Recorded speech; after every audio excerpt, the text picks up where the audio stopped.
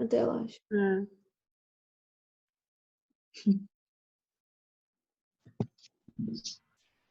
E aí, pessoal, estão ouvindo? Agora sim. Agora sim, Bru. E aí, tudo bem? Agora. Alô? Oi, pode Oi? falar, estamos te ouvindo. Desculpa aí, cheguei agora, correria aí. Já vão se acostumando, hein? Ó. Atrasos acontecem, né, o tempo todo. Isso aí. Desculpa a voz também aí, que, enfim, saúde também um pouquinho debilitada, mas vamos lá. Vamos. Bru, a Júlia e a Marina, elas gostam bastante de medicina. E a Júlia, ela também gosta de farmácia. Então, sua primeira formação foi farmácia, né? Isso, então. Você pode contar um pouquinho o que você fazia quando você trabalhava na área? Claro, claro. Então, na verdade, inicialmente eu sempre quis farmácia, né? Nunca pensei na parte de medicina quando eu fui prestar vestibular inicialmente. Aí, enfim, acabei fazendo o curso de farmácia. O curso de farmácia é um curso de 5 anos. Achei bem difícil, na verdade. As disciplinas são bem difíceis. Inclusive, mais difícil que medicina, assim, em nível de disciplinas eu achei mais difícil. Entra bem profundamente aí na parte de bioquímica, né? Tem bioquímica 1, 2 e 3, tem 3 anos de bioquímica. Na medicina a gente tem 1 ano só. Entram umas matérias bem assim, fisicoquímica, química analítica qualitativa, entra com química orgânica bem avançado. Então, assim, é um curso bem difícil. Em relação às disciplinas, eu achei inclusive mais difícil do nível técnico do que a parte da medicina. A medicina é puxada por conta da carga horária, né? Que é bastante extensa, realmente ganha de tudo, é mais trabalhoso, mas assim, em relação à dificuldade, assim, nível de disciplina, eu achei bastante puxado. É um curso de 5 anos, na verdade. O começo, os primeiros 2, 3 anos, você retoma toda aquela parte de química, enfim, entra na parte tanto de química inorgânica quanto de química orgânica aí, bem profundo. E aí depois começa a especificar um pouquinho mais para a indústria farmacêutica e tudo mais. Depois que eu me for, durante a faculdade você vai fazendo vários estágios também, que são obrigatórios na maior parte das faculdades. Dá para você, é legal que você tenha um campo amplo aí de atuação, tipo, eu fiz estágio em farmácia de manipulação, fiz estágio na polícia científica, na polícia civil, né, no núcleo de análise instrumental. Então, assim, tem uma gama grande aí de áreas para você atuar, né? Você pode atuar com a parte de laboratorial, essa é a Débora, né, minha noiva. Você pode atuar em várias frentes, análises clínicas, então trabalhar em laboratórios, por exemplo, Fleury e tudo mais, então você tem uma frente grande aí. Eu, quando estava no último ano de farmácia, eu comecei a trabalhar em pesquisa clínica, né? Que é o desenvolvimento aí de medicamentos e tudo mais, e testes em seres humanos, né? Em pacientes. Então, eu comecei a trabalhar nessa área. Durante o último ano de faculdade, no último ano, a faculdade ia para o período da noite, isso é a maior parte das faculdades, para você conseguir trabalhar também e fazer estágios mais prolongados. E aí foi nesse meio que, inclusive, eu comecei a gostar de medicina, né? Que eu comecei a lidar com bastante pacientes e tudo mais, ter contato com esse meio médico também. Enfim, acabei gostando e foi a partir daí, inclusive, que eu acabei optando por... Fiquei um ano e pouquinho trabalhando nisso e acabei optando por largar tudo e entrar no cursinho de novo para prestar vestibular. Bruno, e nesse emprego você ficava testando medicamento e placebo nas pessoas para ver a reação, ver se dava certo ou não? Isso. Na verdade, você compara a medicação nova que está em teste, ela já passou por vários testes, na verdade. Você pode atuar em várias frentes, né? Eu entrei na farmácia querendo uma coisa que no Brasil praticamente não existe, que é desenvolver novas medicações, assim, do zero, né? Então, desenvolver novas moléculas e tudo mais. E eu fui descobrindo ao longo da faculdade que isso, na verdade, meio que não existe, né? Isso, na verdade, é feito, a indústria, na verdade, ela compra essas fórmulas. Boa noite. Quem tá aí? Tudo bem? Desculpa o atraso. Imagina, que isso. Somos dois. Mas, enfim. E aí eu descobri que isso não existe, que a indústria, na verdade, já compra essas moléculas direto de faculdades que desenvolvem, né, com linhas de pesquisa, e desenvolvem uma medicação que funcionou, por exemplo, em ratos e tudo mais, e ela já compra direto a molécula. Né? Então, o que eu queria meio que não existe, né? E aí eles vão testar em seres humanos, né? Já foi testado in vitro, que a gente chama, né? Laboratorialmente, e aí vão testar em vivo em pacientes, né? Inicialmente em pacientes sadios, para testar segurança e eficácia das medicações, e depois estudos aí com pacientes doentes para ver se funciona. Normalmente compara com a medicação já padrão, né? Que já existe a medicação padrão mais top aí, e aí compara os efeitos, né?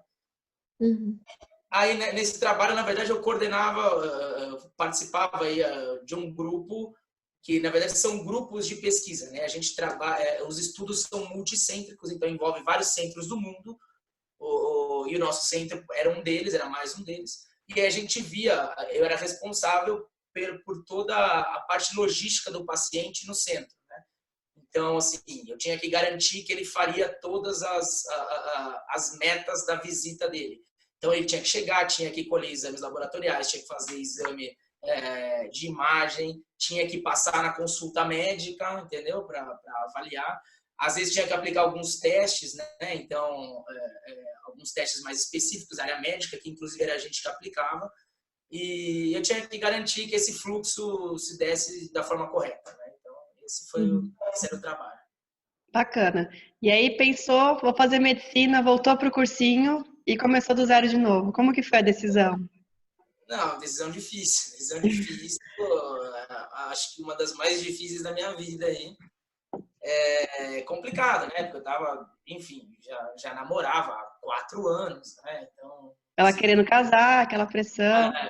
Voltou tudo do zero. Ela me apoiou bastante e tudo mais, mas assim, é sempre difícil tomar essa decisão, mas eu acho que é o motivo de vocês, né, da empresa, da Que Carreira também, né? Então, assim, eu acho que entra muito nessa lógica de você fazer o que você gosta, né? Então, comecei a gostar bastante.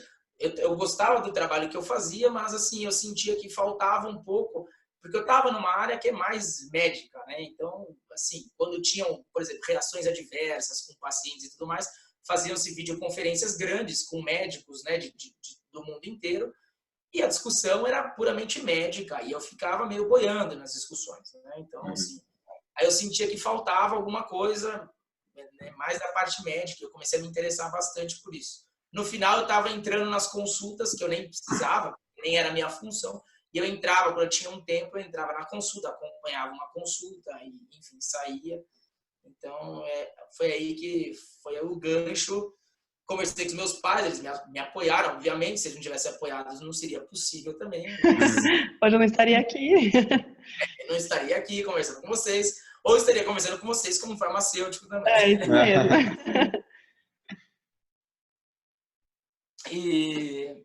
Mas por que ela se interessou por farmácia? Deixa eu saber um pouquinho mais dela. Assim. Júlia, pode falar. Eu gostei bastante da área de vacina, de criar novos medicamentos que você falou, e também na área de cosmético, assim, e também de laboratório mais também, assim. É interessante. Essa é uma área boa, né? Essa é uma área que cresce, a parte de cosmetologia, cosmiatria, né? É uma área que cresce bastante e é uma área que o farmacêutico realmente atua, né? Isso em farmácia de manipulação, por exemplo, o farmacêutico é bem atuante nisso, sabe, assim, do meu ponto de vista, sabe até mais do que o médico em relação à parte de formulações, o que é melhor para cada tipo de pele e tudo mais. Então, assim, você consegue entrar um pouco nessa área, né? E você tem cursos hoje em dia, a Débora, inclusive, fez, que minha noiva é farmacêutica também. Ela, inclusive, começou nessa área, ela tinha feito uma pós aí específica em cosmiatria, então, e abordava tudo isso, abordava desde das patologias, por exemplo, envelhecimento e tudo mais, e tudo que tem no mercado atualmente para você desenvolver, para fazer uma fórmula melhor. Então, é algo que é bastante promissor, eu diria. Tá? Essa área é promissora.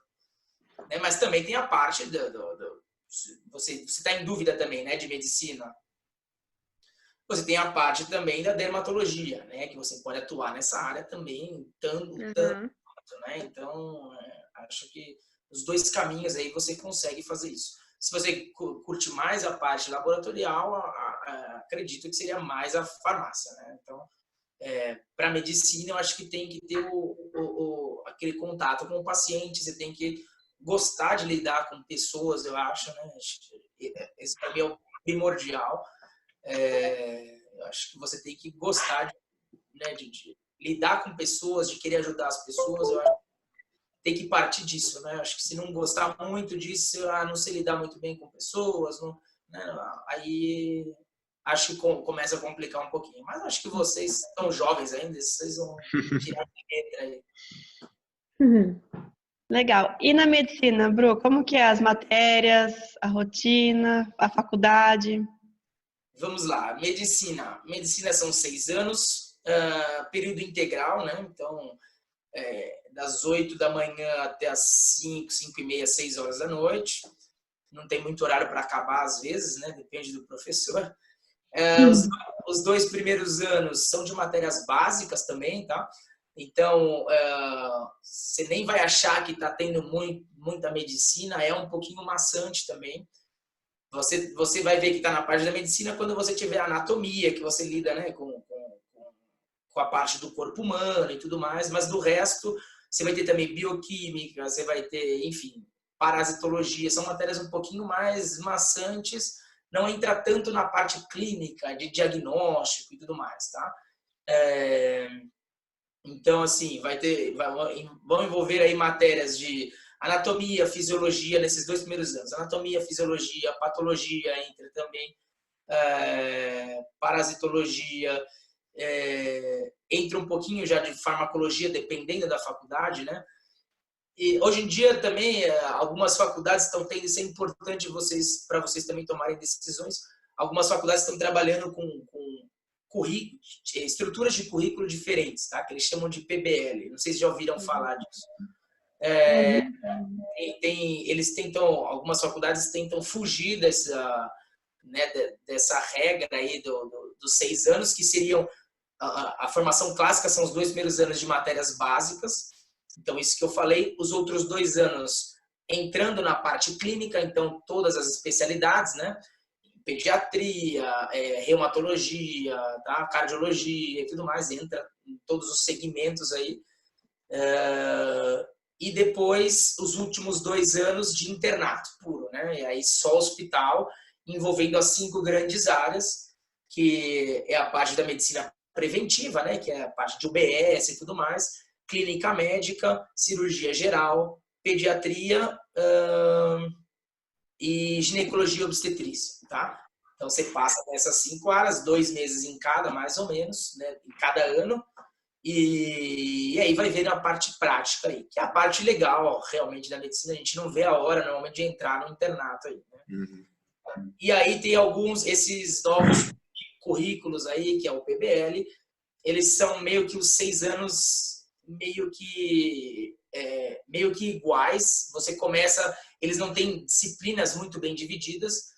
Eles, por exemplo, desenvolvem isso em cima de casos clínicos, né? Então ele pega um caso clínico e vai destrinchando a parte de anatomia, fisiologia e tudo mais, tá? É uma outra forma de pensar aí, de desenvolver o curso, né?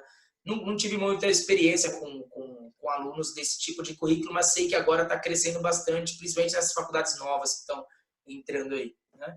Então é bom para vocês saberem que pode ser que se deparem com isso. Pode falar. Nesse formato do PBL, existe alguma rejeição no mercado para as faculdades que já adotam esse formato? Então, na verdade, não creio, viu? Na verdade, os lugares que você trabalha, poucos se importam com o seu currículo em relação à parte de medicina, tá? A parte de formação, de graduação, eles pouco vão se importar.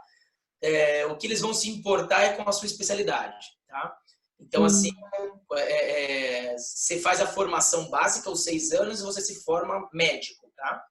Certo. A partir disso, então, por exemplo, você tem médicos de todos os lugares aí, todas as faculdades, pode ser qualquer método aí, tá? Peraí que acho que apareceu alguma coisa, tá bom.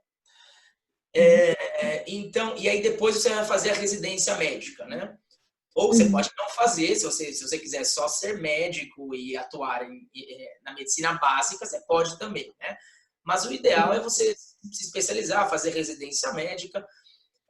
Fazendo a residência aí varia de 2 anos a 6 anos de residência médica, tá? Dependendo da área que você quiser. Você tem grandes áreas de acesso, então, por exemplo, você tem um nicho que é da clínica médica, que vai entrar em toda a parte de especialidades clínicas, então, cardiologia, reumatologia, dermatologia, muitas vezes precisa de clínica, hematologia, tá? Todas essas áreas mais clínicas. Você tem a parte de cirurgia geral, que você vai para as especialidades cirúrgicas, tá?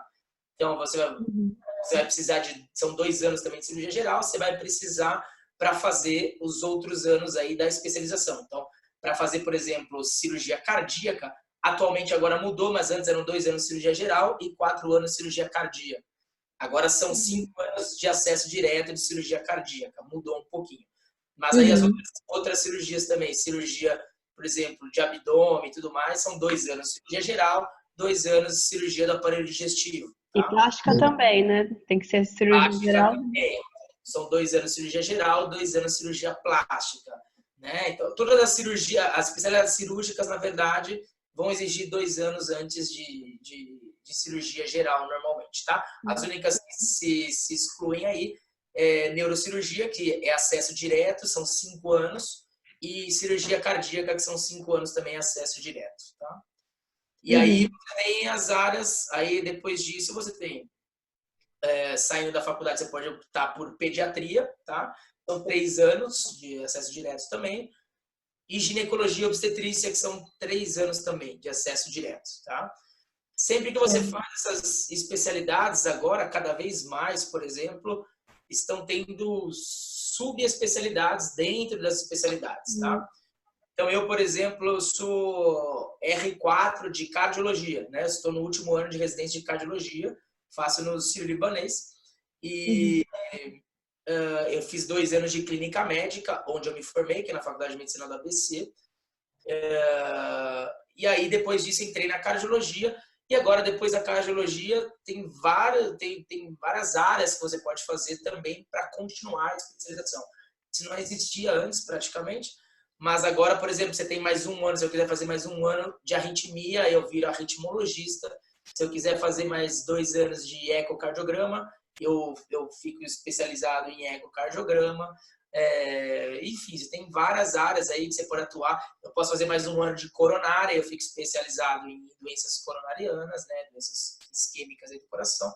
Enfim, várias áreas que você pode seguir a partir disso. E cada vez mais isso está acontecendo em todas as especialidades. Eu tenho colegas que fizeram ginecologia e obstetrícia e agora estão fazendo mais 1 a 2 anos de cirurgia videolaparoscópica, né, para conseguir fazer cirurgia por vídeo. Então, assim, vão mudando. Aí os que fazem ortopedia também são 3 anos de acesso direto. E aí, só que tem as especializações, cirurgia de mão, cirurgia, entendeu? De joelho. Então, você tem sempre as subespecialidades aí. Parar de estudar é difícil, tá? É uma missão meio impossível aí na medicina.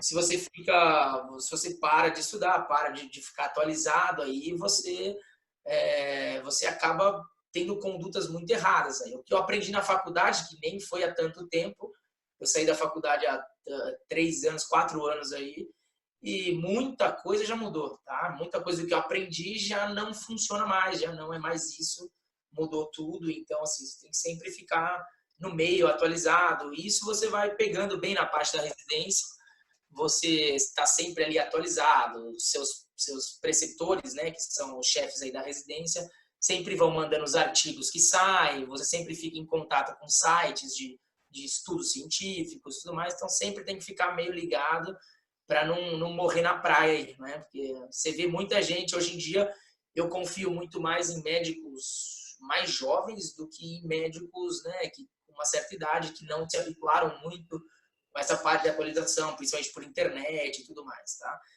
Os médicos hoje jovens, a gente trabalha com uma medicina baseada, a gente chama de medicina baseada em evidência. Então, a medicina nossa é baseada em estudos, né? Então, o que eu faço com o meu paciente, eu tenho que estar embasado em estudos científicos, tá? Estudos grandes e tudo mais. Então, a gente cada vez mais está com essa medicina aí baseada em artigos, em grandes estudos, tá? Então, não sei, respondi a pergunta aí, não sei. Eu falo demais, tá, pessoal? Não sei se vocês perceberam. Não, eu acho que você quer dizer assim, que o seu currículo, sua certificação de médico não importa muito, o que importa é a especialização que você fez e aonde você fez a residência. Exatamente, é basicamente isso, tá? A parte boa da medicina é em relação à parte de empregos, tá? É muito fácil e eu não conheço ninguém desempregado na parte de medicina, tá? É muito fácil conseguir emprego, eu não pego mais emprego porque eu não tenho tempo para pegar mais emprego. A parte de empregabilidade é muito fácil. Você consegue trabalhos tipo por WhatsApp, entendeu? Então, assim, dificilmente eles vão querer, assim, os grandes centros vão exigir um currículo mais legal, tá? Mas, assim, trabalhos em geral, assim, em hospitais de médio, grande porte, né, que não sejam, assim, os tops, não vão exigir grandes coisas, não, tá? O importante da parte do curso de medicina, de você fazer em um lugar bom, é em relação à prova de residência, tá? A prova de residência, ela envolve uma prova teórica e uma parte prática. E dentro da parte prática, que é a segunda fase, envolve entrevista também, que conta 10% na sua nota, tá? Na entrevista, ele vai pegar seu currículo e vai ver onde você se formou, o que você fez durante a faculdade. Então, isso conta bastante também. Isso pode ser um divisor de águas aí, tá? Então, nessa parte, sim, tá? Nessa parte, se você for fazer residência em um lugar grande, assim, vocês são de Rio Preto, né? Então, Se eles forem fazer, por exemplo, na FAMERP e tudo mais, com certeza eles vão exigir uma formação, pelo menos ok aí, tá? Mediana, em uma instituição mediana aí para você ser aprovado, muito provavelmente.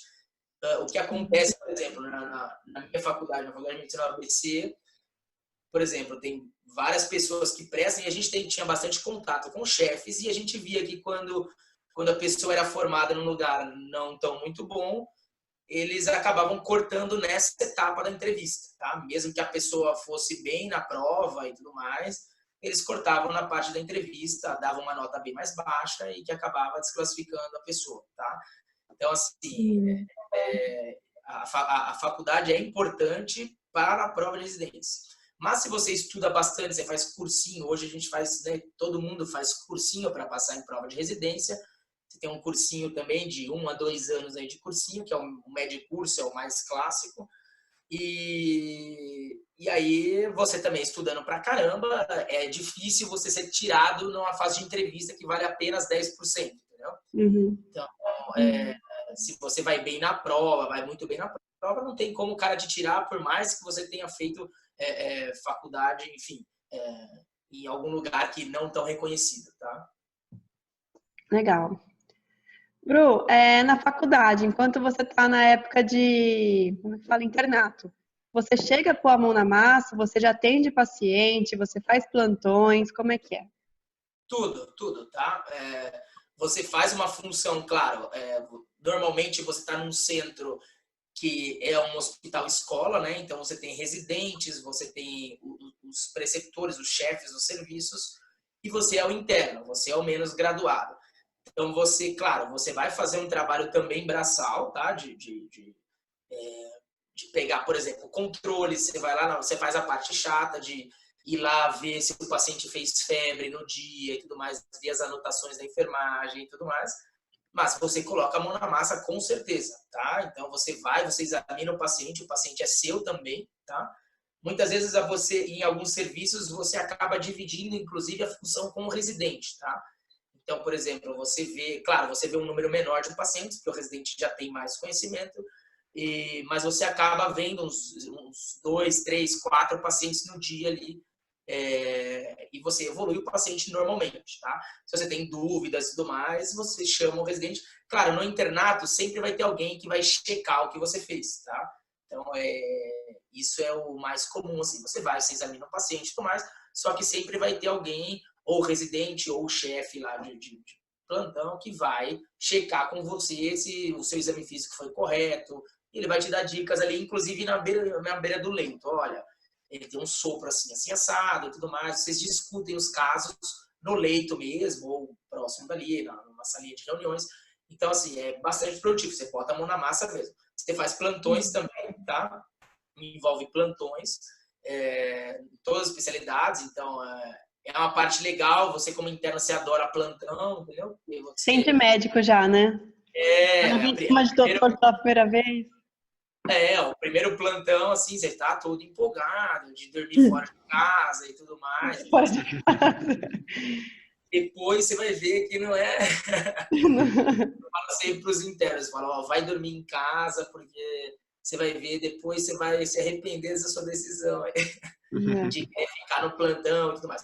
Mas é super legal, tá? Então, assim, a parte de plantões inicialmente, você faz plantões em todas as especialidades, tá? Basicamente. Então, você faz plantão, por exemplo, na cirurgia geral, você fica na sala de emergência, então, chega paciente baleado, chega paciente, enfim, com facada e tudo mais, e você vê, nesse momento, claro, você não vai ser tão atuante, claro, paciente grave e tudo mais, é o residente, é o próprio preceptor que vai estar em cima, mas você vai estar acompanhando tudo que está acontecendo. E sempre, né, sempre o pessoal tenta passar essas informações para você e você consegue ir pegando o jeito ali no internato, o que eles fazem, o que não fazer, né? Enfim, o que pedir de exames para esse paciente, você acaba pegando tudo ali na prática e dificilmente você vai esquecer desse paciente que você viu, tá? Então, o primeiro paciente que chegou baleado, você nunca vai esquecer, tá? Eu lembro até hoje, foi no meu internato também, e eu achava o cara, e o residente que drenou o tórax dele, passou um dreno de tórax nele, eu achei o cara, assim, semideus, assim, sabe? Porque o cara chegou, morrendo, com falta de ar, dispineico e tal. E o residente foi lá, diagnosticou direitinho e tudo mais, e drenou o tórax, e o cara, melhorou quase que instantaneamente, assim, entendeu? Então você fala, nossa, que demais, assim. Então você começa a pegar essas coisas, e isso começa a ser empolgante. Isso é a parte empolgante aí da medicina, tá?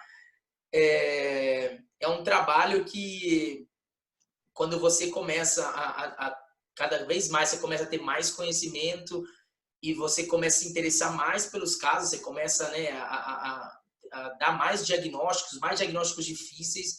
Então, assim, isso começa a se tornar meio empolgante, assim, meio viciante, entendeu? Então, você começa a gostar de dar plantão, assim. Claro, dar plantão é ruim, trabalho como todos os outros, né? Não vou falar que eu adoro trabalhar, não é assim, né? Mas, assim, é um trabalho que você não vai, tipo, mal-humorado, entendeu? Você vai... porque você vai ser gosta. legal, você vai cuidar de pessoas, você vai, enfim, você vai treinar seu conhecimento, você vai ter desafios ali, entendeu? Você tem vários desafios de diagnóstico até hoje, tipo, em plantão, você tem dúvidas, surgem a todo tempo, né? Então, assim, mas é interessante que isso faz você crescer, assim, entendeu?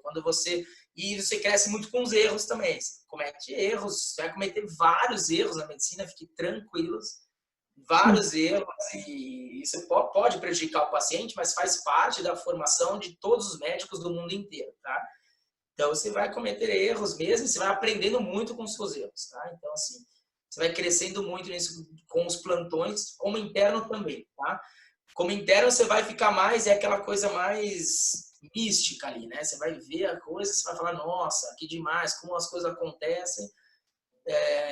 Com exceção da ginecologia e obstetrícia, tá? Que eu odiava os plantões da ginecologia e obstetrícia. Você ficava de madrugada, você era chamado 2 horas da manhã, porque a paciente estava tendo contrações, aí periparto, e você tinha que ficar lá 10 minutos com a mão em cima da barriga da paciente para ver as contrações. Então, assim, tirando a ginecologia e obstetrícia, os plantões eram ótimos. Bruno, você sabe falar assim um desafio que você já enfrentou até hoje, que você ficou bem abalado, assim, uma coisa que mexeu com você? Tem algum caso específico? Desafio, putz, Um desafio tem caso que falou, putz, isso aqui é difícil, hein? O que que a gente vai fazer? E aí foi. Não, mas a todo momento, assim. Essas dúvidas surgem meio que diariamente, assim, entendeu? Um caso recente me marcou bastante no sírio-libanês. Os pacientes mais jovens te marcam bastante, sabe? Porque, assim, você tem uma premissa na medicina que paciente jovem não pode morrer, entendeu? Então, assim, isso sempre quando tem óbitos, assim, paciente jovem, isso sempre me marcou, sabe? Você sempre briga mais, então, assim, não que o idoso seja para morrer, lógico que não. Mas, assim, normalmente o paciente que é mais idoso, que está no ambiente de UTI, ele tem várias doenças que vão acometendo ele, e isso muitas vezes, a morte, aí, o óbito, é a evolução de todas essas doenças, né? Agora, paciente jovem, assim, é um pouco complicado. Às vezes chega jovem, chega sem diagnóstico, não tinha nenhuma doença prévia. Chegou uma paciente jovem agora, no mês passado, quando estava na UTI de insuficiência cardíaca, na unidade avançada de insuficiência cardíaca lá do sírio-libanês. Eu estava passando um mês lá e tinha uma paciente de 43 anos, sem nenhuma comorbidade, não tinha nenhuma doença, e chega com um quadro de um cansaço aí aos esforços, quando fazia esforço, e um cansaço importante. Ela chegou no hospital com falta de ar, né? E isso já estava vindo há mais ou menos aí 2 semanas, desde que ela teve um resfriado. Ela teve um resfriado, como qualquer pessoa, tá? Teve enfim, foi diagnosticado com uma amidalite, passaram antibiótico, ela foi liberada para casa, tratou, melhorou da parte de infecção e volta 2 semanas depois aí com um quadro de falta de ar bem importante. Inicialmente a gente começou a tratar ela como se fosse algo, né, uma infecção de vias aéreas mesmo e tudo mais, mas aí a gente viu que o coração aí não ia bem, tá? Ela estava com uma disfunção cardíaca, ela estava com uma insuficiência cardíaca, né, diagnosticada aí por um ecocardiograma que a gente pediu, e, poxa, e aí uma paciente jovem que não tinha nada, com uma disfunção cardíaca importante, começou a evoluir essa disfunção cardíaca na nossa cara, tá? E a gente falou, puta, o que será que está causando isso? Não tem nada de base. Ela tinha só essa infecção há 2 semanas e um parto que ela teve há 2 meses antes, tá? Então ela estava amamentando, inclusive, uma filha. Ela tinha uma filha de 2 meses e uma outra de 2 anos. De lindas meninas, lindas. E aí ela começou a afundar na nossa cara, tá? Ela foi pro quarto, na verdade ela foi internada para investigar. Ela estava bem inicialmente. Ela foi internada numa tarde. À noite ela piorou muito, precisou de drogas, a gente chama de drogas vasoativas, de medicações endovenosas para manter a pressão, para melhorar o fluxo sanguíneo aí do corpo. Ela começou a piorar muito na nossa cara. E ela foi para UTI, na verdade, ela estava super mal, pressão arterial de 6/4, tá? Péssima, assim. E aí, enfim, a gente fez vários procedimentos que não adiantaram de nada, praticamente. Passou um balão intraórtico, que é um procedimento super avançado, para tentar melhorar um pouquinho a função do coração, não melhorou nada. A gente passou ECMO, que isso é só no sírio-libanês, praticamente sírio-libanês e Einstein que a gente faz, que é como se fosse uma circulação extracorpórea. Então, a gente desvia o fluxo de sangue do paciente, que passa por uma máquina que oxigena, bombeia o sangue de volta e esse sangue volta para o paciente. Então, assim, para tentar melhorar também, ele não melhorava nada. E aí a gente acabou optando por implantar um dispositivo de assistência nela, que era tipo um coração artificial, tá? Que a gente chama de Centrimag. Isso é feito no centro cirúrgico, a gente desceu com ela para o centro cirúrgico, mas veja, era uma paciente que à tarde estava bem e, tipo, na madrugada, aí, 3 horas da manhã, estava péssima, quase morrendo, né? Então, aí fez o procedimento e tudo mais, o procedimento deu certo, ela voltou mal, a gente teve que manejar tudo mais, ficou entubada um tempão também. Mas aí com o tempo a gente foi fazendo as medidas e tal, ela foi melhorando aos pouquinhos. Enfim, em 15 dias aí ela estava bem melhor, a gente tirou esse dispositivo e hoje ela está em casa, ficou bem pra caramba, assim. Então esse quadro Acho me que eu marcou. tivesse morrido, opa. Não, foi um quadro assim que todo mundo, o hospital inteiro se mobilizou, porque, 43 anos, não tinha nada, 2 filhas aí para criar, entendeu? Então, assim, esses quadros assim são aqueles que você vai a fundo e vai acordar de madrugada e vai ficar do lado da paciente, entendeu? Vai ficar, enfim, vigilante o tempo inteiro, porque esse é um tipo de paciente que não pode morrer. Ela tinha, o diagnóstico dela foi uma miocardite, foi uma inflamação do coração por conta de uma infecção viral que ela teve, tá? Então, ela teve um quadro de resfriado aí, e acabou tendo uma reação cruzada, que o próprio organismo atacou o coração dela, né? As próprias células de defesa atacaram o vírus, mas atacaram também o coração dela, inflamou o coração, e isso tudo foi a repercussão, né? E aí, depois que saiu essa inflamação toda, claro, com o tratamento também, aí ela melhorou e, enfim, hoje está super bem aí em casa, agradeceu toda a equipe, é super legal essa parte do reconhecimento, né? Levou chocolate para todo mundo, você vai ganhar um monte de chocolate, então, né, tem que tomar cuidado para não engordar, eu vi que as meninas são bem magrinhas aí, ó. Bru, e como você se sente assim, quando tá tentando um procedimento e não responde, tenta outro, dá um pânico, dá uma ansiedade, você consegue controlar? Calma. É meio frustrante, né? Essa parte é meio frustrante. Você fica, né? Você fica com receio de perder aquele paciente, né? Sua missão ali, na verdade, é evitar que o paciente, né, evolua a óbito ou piore as condições clínicas aí. Então, assim, é bastante frustrante quando vai piorando e a despeito das suas medidas, você vai fazendo e nada melhora. Isso realmente é frustrante. Você tem esses momentos de frustração também, né? Não são todos os pacientes que evoluem dessa forma, né? Muito pelo contrário. Tem pacientes que você não tem o que fazer, né? Eu estava de plantão essa noite e tinha um paciente também que estava com uma baita falta de ar, fui chamada porque o paciente estava com uma baita falta de ar, era em outro setor, então eu não conhecia o caso, mas na ausculta aí do pulmão eu já vi que um dos lados do pulmão não ventilava nada. Eu fui checar o exame do paciente, o raio-x, ele estava todo branco aqui, eu achei que era líquido ali, né? Eu já ia preparar para puncionar o tórax dele, mas aí eu fui ver as evoluções e, na verdade, era uma massa, né? Era um tumor de pulmão. Aquilo não era líquido, era tudo tumor, né? Então, assim, não tem o que você fazer, entendeu? Então, não tem o que você fazer. Ele já era um paciente que já estava em cuidados paliativos, né?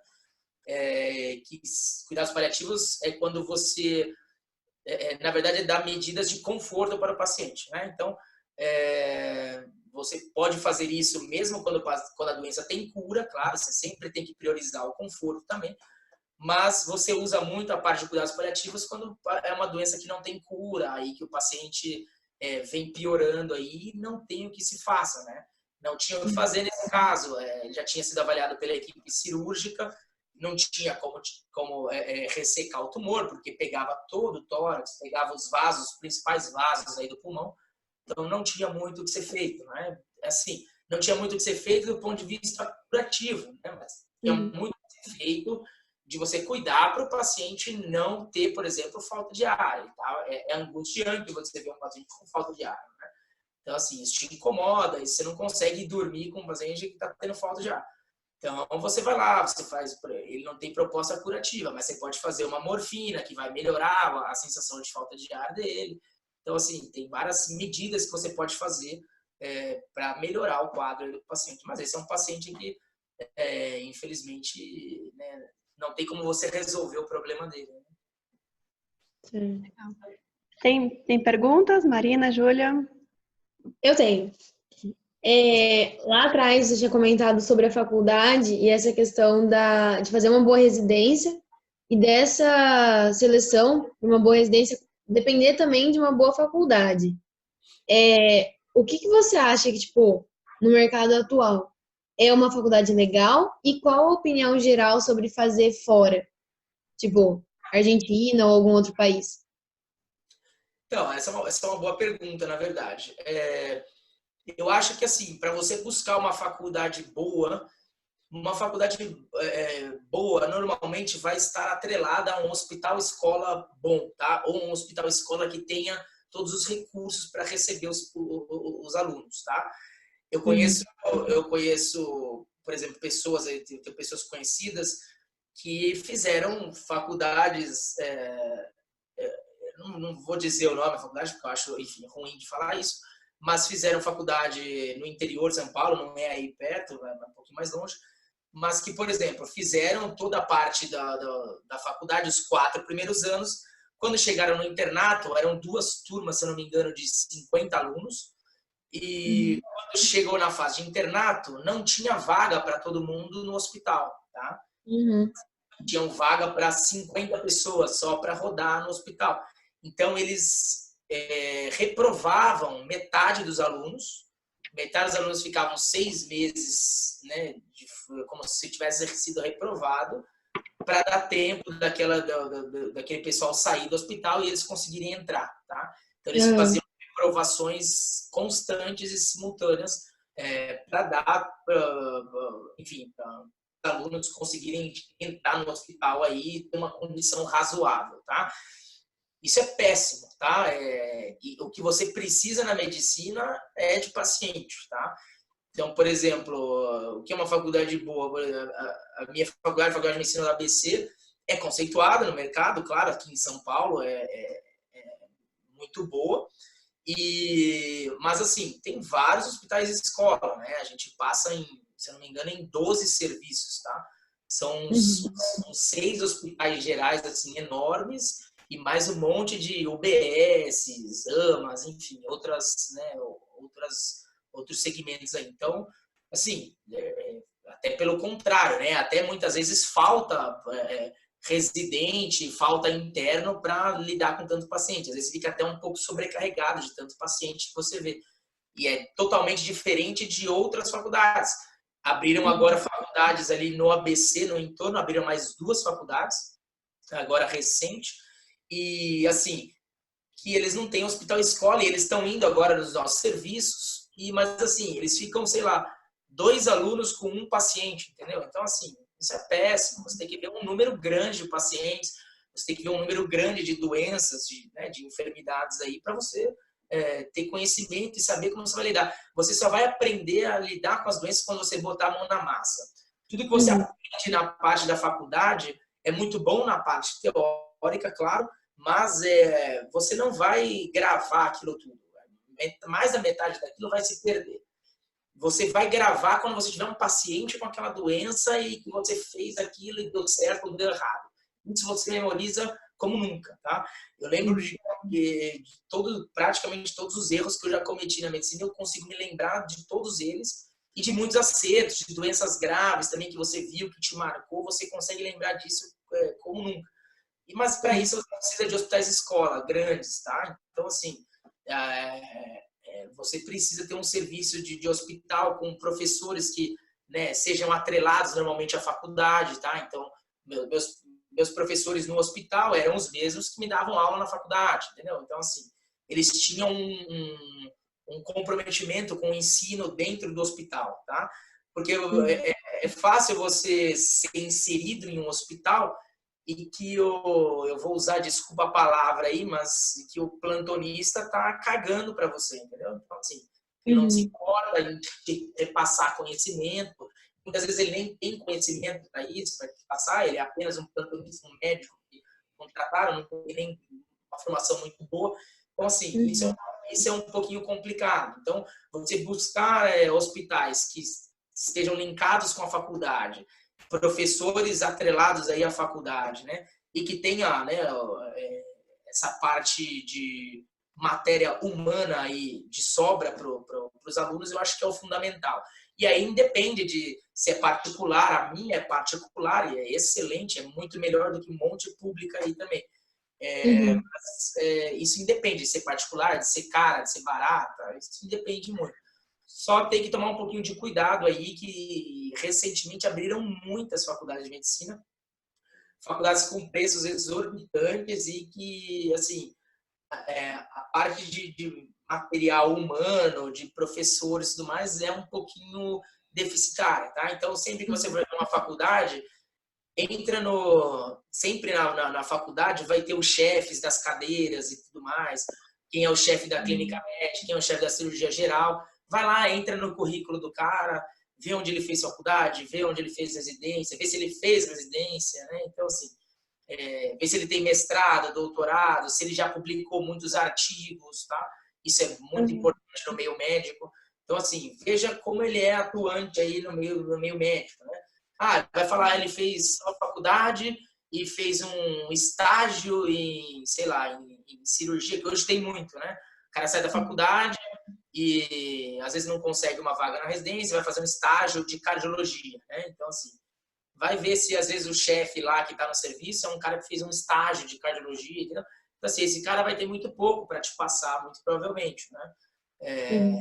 Não adianta, a medicina, a faculdade, depende muito do estudo, depende muito do serviço que você está. Então, a residência, quanto melhor é a sua residência, mais conhecimento você vai ter. E eu conheço muito pouco da medicina. Você sai da medicina com muito pouco conhecimento, né?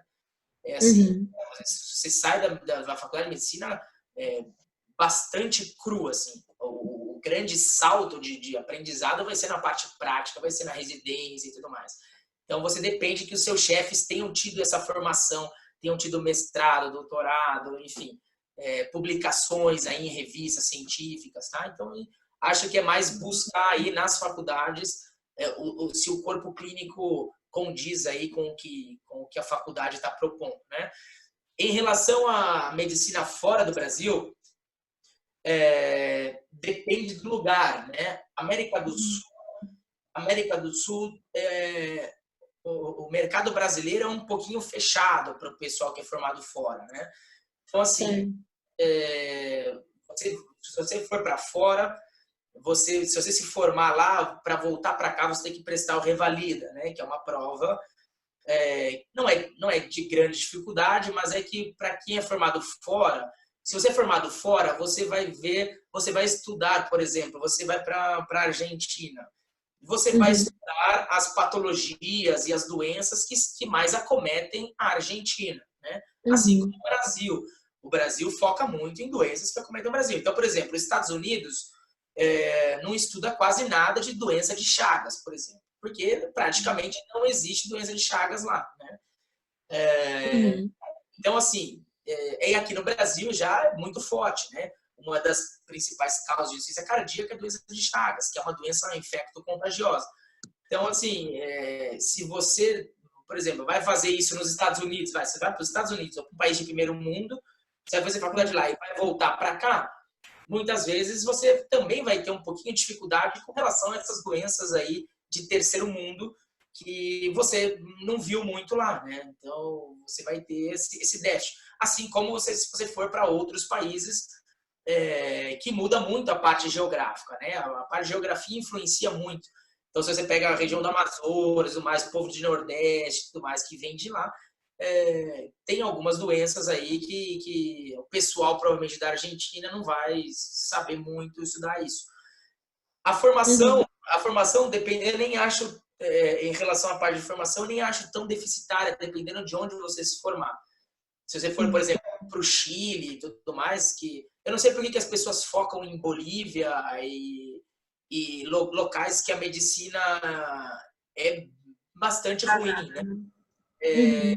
O pessoal, acho que tem lugares que são de fácil acesso, o Chile, por exemplo, que é medicina de país de primeiro mundo, né? Então, assim, talvez se tentar uma medicina em um lugar mais legal, Portugal, por exemplo, que hoje em dia tem cotas para brasileiros, tá? Se você for prestar lá. Então, assim, eu acho válido. Eu acho que no Brasil está bem difícil a parte de vestibular, né? Então, a concorrência está enorme. Na minha época era enorme também, é super difícil.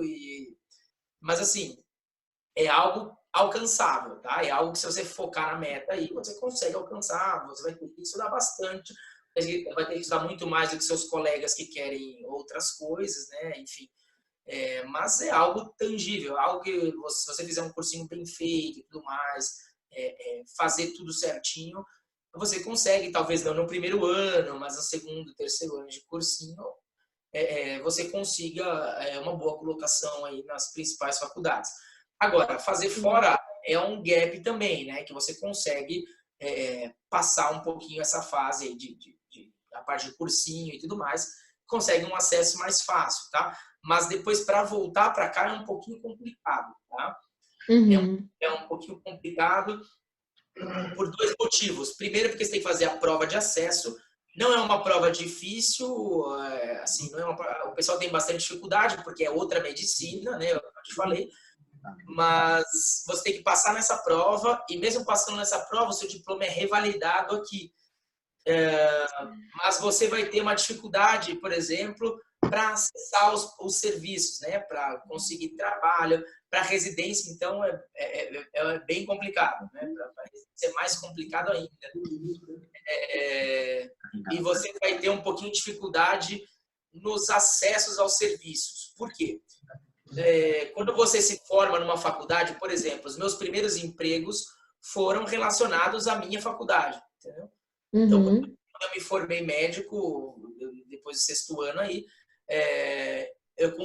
onde você vai conseguir emprego? Você vai conseguir emprego relacionado à faculdade. Então, nas AMAs que a faculdade atua, nas UBS e tudo mais, você vai, conversa com os seus chefes que coordenam esses locais e eles te conseguem os empregos nesses lugares. Então, é meio casado, entendeu? Então, é uma venda meio casada. Você começa lá e vai evoluindo aí nos empregos e nos serviços. E é muito bom que isso seja, por exemplo, na sua faculdade e tudo mais, porque você conhece o pessoal, você sabe para quem pedir apoio. No começo, você vai ficar super inseguro na medicina, tá? Então, assim, principalmente se você se forma fora, quando você vem para cá, eu fiquei super inseguro, tá? Então, assim, é super difícil, você fica morrendo de medo de receber um paciente mais grave e tudo mais, que você não vai saber lidar. Isso é bastante comum, tá?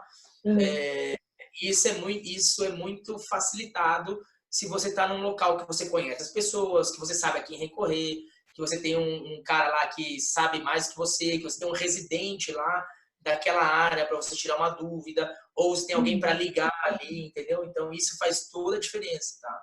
Isso faz toda a diferença. Ou você dá plantão com algum colega seu, que é de faculdade, está no mesmo serviço, então, pô, você pega o plantão lá, você sabe que no tal dia vai estar fulano, você fica bem mais tranquilo, entendeu?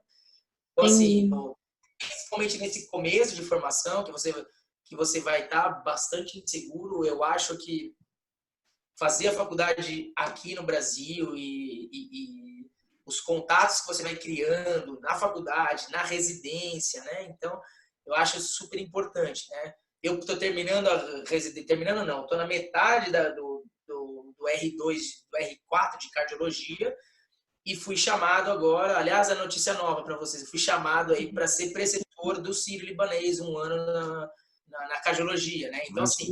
Parabéns. Parabéns, hein, Bruno? Obrigado, pessoal. Mas são coisas que vão sendo só para mostrar que não quero me gabar, não, tá? É só para mostrar o link que vai sendo feito no serviço. Você é residente no serviço e você dá duro no serviço e tudo mais, você é reconhecido e o cara te presta um emprego, entendeu? Então, eu tenho, por exemplo, os meus R2, né, que eram meus R2 e agora se formaram já na cardiologia. 2 deles foram contratados no Sírio, um deles é assistente de um dos chefes lá da cardiologia, um deles é assistente do Calil, que é um dos maiores cardiologistas aí. Então, assim, você vai criando links, né, se você fica no serviço e tal, vai criando esse networking aí que é importante na medicina para você chegar nos serviços top, né, nos serviços mais almejados aí. Porque quanto melhor o serviço, enfim, melhor o salário, melhor o reconhecimento e tudo mais, né? Mais o cara vai te incentivar a sua formação, então, a trabalho científico. Os caras, pô, a gente ganha um monte de congresso para ir, entendeu? Então, essa parte do networking é muito importante. E eu acho que se você faz a medicina fora do Brasil, você perde essa parte do networking, que é uma parte que eu considero fundamental, entendeu? Então, mais do que a formação, eu não acho que nem a parte da formação. Eu acho que em alguns lugares a formação é deficitária realmente, nesses países, né, que Bolívia e tudo mais, esses países que não têm a medicina tão conceituada, realmente aí eu acho que a formação é deficitária, mas em outros países se você não for ficar no país, eu acho que você perde um pouquinho essa parte de network. Faz sentido. Entendi. É verdade. Obrigada. Mais alguma Certo? pergunta? Mais uma última, pode? Lógico, estamos aqui para isso. O que a gente ouve muito falar, e até por conta dessa uma procura muito alta, né, por medicina agora, dessa questão de poder saturar a área. Você acha que isso é real, que isso se aplica ou não? Para um bom profissional, não sei. Eu acho que isso é real, isso é uma preocupação dos médicos que estão se formando agora. A gente tinha um número realmente deficitário de médicos no Brasil, tá? Então, era em torno de 1,4 médicos para 1.000 habitantes. Isso era um número baixo, né? Se você pensar que a Europa tem 3,5 médicos por 1.000 habitantes, era um número realmente baixo. Mas a forma como foi feita essa abertura de faculdades e tudo mais, agora no mercado está entrando muita gente, né? Então, assim, a estimativa é que isso aumente mesmo e que sature um pouco realmente a parte da medicina. No momento, eu não sinto nada disso, tá? Então, até esse momento, assim, sobra emprego, é o que eu te falei, sobra empregos para todo mundo. Eu não conheço nenhum médico aí que não tem 2, 3, 4 empregos aí e trabalha bastante, né? Na verdade, não trabalha mais porque não consegue. Mas, assim, o que eu acho que vai acontecer nos próximos anos? Minha opinião aí. Eu acho que a medicina básica vai saturar, tá? Então, não são todas as pessoas, na verdade, metade dos médicos se formam que vão fazer uma especialidade, né? Então, assim, e menos ainda que vão fazer a subespecialidade, aí já diminui bastante. Então, assim, eu acho que na medicina básica, aquela que é quando você sai da faculdade, eu acho que vai ter um acesso um pouquinho difícil, tá? Tem muita gente se formando fora, que vai voltar, quando volta, vai ficar nessa área básica da medicina, tá? Então, assim, eu acho que nessa parte vai saturar um pouquinho. Mas que são esses plantões, né? Que são esses serviços que eu considero ruins, né? Assim, ruins em relação à parte de trabalho, a sua função, né? São serviços básicos de você dar plantão no pronto atendimento e tudo mais, né? Cuidar de resfriado, enfim, cuidar dos pacientes ambulatoriais. Acredito que os serviços dentro das especialidades, quando você vai se especializando e tudo mais, eu acho difícil saturar, tá? Eu acho difícil saturar porque a demanda é muito grande, né? Então, faltam especialistas em várias áreas, né? Então, faltam infectologistas, faltam especialistas em várias áreas. A cardiologia, por exemplo, é uma das que estão um pouco saturadas, né? Em São Paulo, por exemplo. Mas, poxa, eu recebo tanta, sabe, proposta de a parte de cardiologia e tal, de ambulatório, de fazer ambulatórios e tal, que eu não sinto muito isso, tá? Então, acho que tem uma coisa da formação também, né? Eu acho que quanto melhor o cara vai ser formado agora, os serviços vão dar uma selecionada melhor, porque agora tem profissional sobrando, vai ter profissional mais sobrando, né? Eu acho difícil ter profissional sobrando também, porque, assim, médico, a demanda é muito grande, né? Então, eu acho difícil aí que vá faltar trabalho e tudo mais. Eu acho que não. Acho que essa Talvez parte pode não. reduzir um pouco o salário, né, Bruno? Eu acho que sim, O tá? Eu plantão, acho ao que o invés de salário R$ 1.000, é para 500, sei lá. eu acho que esse por isso que eu falo, nessa medicina básica vai dar uma boa reduzida, tá? A especialidade eu acho que vai ser difícil reduzir, porque o acesso já é mais difícil, aí exige residência, exige outra residência, né? Exige 2, 3 residências, enfim, exige uma formação complementar muito maior, que aí é mais difícil de chegar, né? Acho que vai afunilando aí. Muitas pessoas na base da medicina e na especialidade bem menos, tá? Então, acho que o médico bem formado, com residência, com especialidade, com subespecialidade, eu acho que dificilmente vai saturar esse mercado, né? Entendi. Obrigada. Ah, imagina. Mais alguma dúvida? Não, só aí. E você aí, Júlia? Medicina Não. ou farmácia? Oi? Então, tô na dúvida, mas minha dúvida maior é da farmácia talvez ser uma área mais restrita, assim, do que a própria medicina. Eu concordo. A farmácia ainda eu acho que no Brasil tem muito que aprender, né? Eu acho que agora está começando a aprender que precisa né, de uma coisa multiprofissional para funcionar, por exemplo, um hospital, né? A Débora, por exemplo, trabalha com farmácia hospitalar, né? Farmácia clínica, trabalha aqui no Einstein também. Então, assim, agora que os hospitais grandes já sabem isso há muito tempo e já colocam uma equipe muito boa em relação à parte de farmacêuticos e tudo mais. Mas outros serviços, por exemplo, serviços públicos e tudo mais, isso falta muito, essa consciência aí de que precisa de outros profissionais, farmacêutico, né, um enfermeiro bem treinado e tudo mais. Então, países europeus, por exemplo, toda a prescrição passa pelo farmacêutico, né? Então, assim, eu acho que o Brasil tem muito que aprender nessa área e com isso a valorização do profissional é bem menor, né? Eu acho o médico um pouco supervalorizado no mercado e uma desvalorização de outros profissionais que atuam tão bem quanto e que deveriam ser bem melhor remunerados, tá? A farmácia é uma delas, tá? Então, em quesito de remuneração, por exemplo, é um déficit assim, enorme, né, em relação a uma exploração, muitas vezes, em relação à parte de enfermeiros, farmacêuticos e tudo mais. O enfermeiro, muitas vezes, começa a trabalhar como auxiliar de enfermagem, é formado enfermeiro e começa nos serviços como auxiliar de enfermagem, tipo, sabe, sem usar nada do que o cara tem de potencial, ele fica, tipo, limpando o cocô, quando ele tem uma formação que você poderia usar muito melhor esse profissional, entendeu?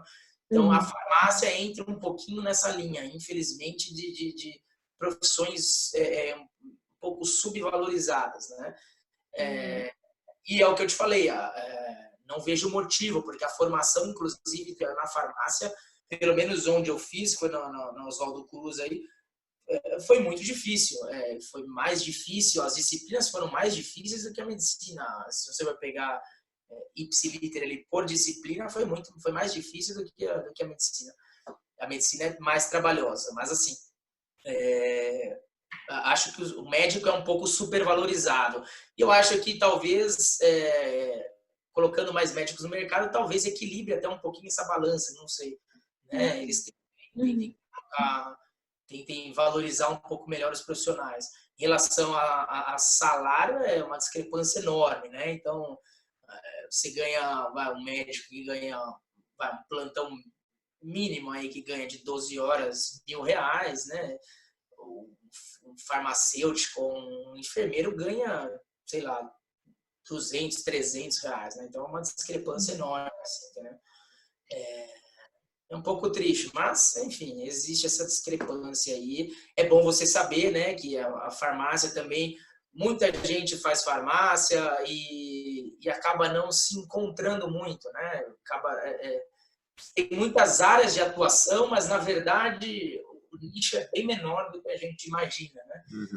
Você tem várias áreas de atuação, mas, assim, várias áreas que você vai também trabalhar no front, você não vai trabalhar com o que você quer, né? Você vai ter uma mão de obra, você vai ser esse tipo de mão de obra que você tem o conhecimento, mas o pessoal não vai te valorizar e vai te colocar a fazer um serviço que não é nem tão legal, né?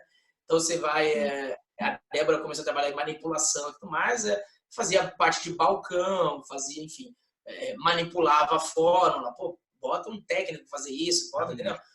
Deixa o farmacêutico para raciocinar em cima, para quando der problema, para testar a estabilidade da medicação. Enfim, utiliza melhor, né? Então, isso acontece muito com essas outras áreas dentro da saúde, tá? Todas as áreas, fisioterapia, enfermagem, farmácia, todas essas áreas aí. Biomedicina, né? Biomedicina, entendeu? Todas essas áreas acabam batendo nessa mesma tecla aí de subvalorizar a parte do profissional de saúde que estuda bastante, estuda muito mais do que um cara que faz administração e, enfim, acaba não sendo tão valorizado aí, né? É verdade. Bom, obrigada, Bru. Vamos descansar todo mundo? Vamos nessa. Se vocês tiverem alguma dúvida, depois vocês me perguntam, que eu pergunto para ele de novo, tá? Mas vocês querem fazer mais alguma pergunta? Só para garantir que tá tudo ok. Tudo Não? certo. Muito obrigada. Obrigada. Imagina, que isso. Se eu puder ajudar aí, só mandar as perguntas. A Natasha tem o telefone aí, pode mandar até direto, não me incomode eu responder, não. Tá bom? Legal. Vamos Obrigada. tentar ter uma foto aqui? Será que não pode? Vamos. Tenta. O Bruno vai ter que falar alguma coisa. Fala aí, Bruno, alguma Vamos coisa. lá. Aqui, ó, tem que falar alguma coisa? Não, agora vai um sorriso. 1, 2, 3 e... Já. Legal. Vamos ver se deu certo essa foto. Mas Deu obrigado. certo, deu certo. Boa noite, tá? Bom descanso. Obrigado pelo Muito bom. Imagina, eu que agradeço aí o convite. Boa sorte para vocês aí. Essa fase é uma fase um pouquinho ingrata, tá? Independente do que vocês escolherem, mas, meu, foca aí no cursinho e tudo mais. É um ano aí, 1 ano ou 2, que vocês vão dar uma boa ralada, mas vocês vão ver que vale a pena, a recompensa é muito boa depois, né? Principalmente para quem for para medicina, então, os jogos aí e tudo mais, intermédio, assim, festa no final de semana, então vale a pena também, né? Vale bastante a pena, né? Ralem esses anos aí, 1, 2 anos, que depois tem a recompensa aí, com certeza. É isso aí. Legal. Boa noite, então. Obrigada. Tchau, Tchau, tchau. gente. Tchau, pessoal. Valeu. Tchau. Tchau.